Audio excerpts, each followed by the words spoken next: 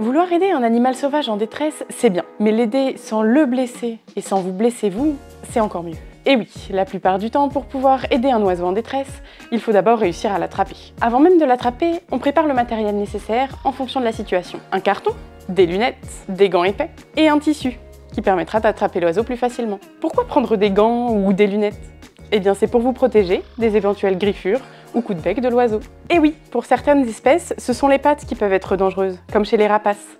Et pour d'autres, ça peut être le bec. Bon, je vous l'accorde, pour un petit oiseau comme la mésange, on peut se passer des gants et des lunettes. Ensuite, on se prépare à agir en silence pour ne pas stresser l'oiseau. Et délicatement.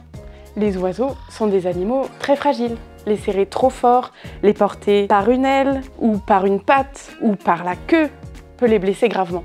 Même abîmer quelques plumes d'un oiseau est problématique, car ils ont besoin d'un plumage irréprochable pour pouvoir voler correctement et donc survivre dans la nature.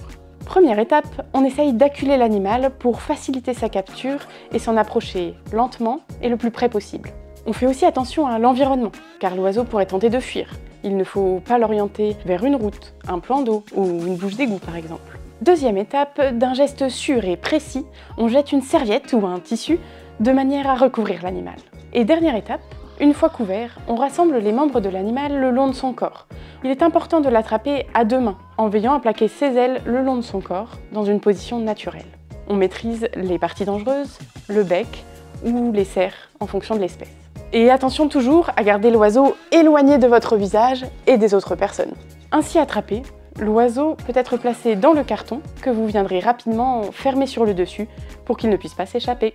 Il ne faut pas laisser de tissu sur l'oiseau une fois qu'il est dans le carton, car il pourrait s'empêtrer dedans, se blesser davantage ou cela pourrait le stresser. Le mieux est qu'il soit libre de ses mouvements, avec la possibilité de rester debout ou de se coucher pour qu'il s'installe dans la position la plus confortable pour lui.